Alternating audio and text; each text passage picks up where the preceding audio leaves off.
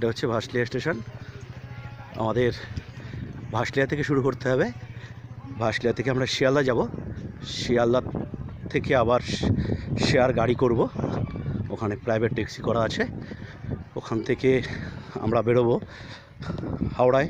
হাওড়ায় আমাদের বিকেলবেলায় ট্রেন আছে 4:50 রাজধানী এক্সপ্রেস। হাওড়া টু দিল্লি যাব, দিল্লিতে গিয়ে উঠবো। তারপর দিল্লি থেকে আবার আমাদের বন্দে ভারত আছে, হয়ে আমরা জম্মু তাওয়ায় নামবো। তো দেখতে থাকুন।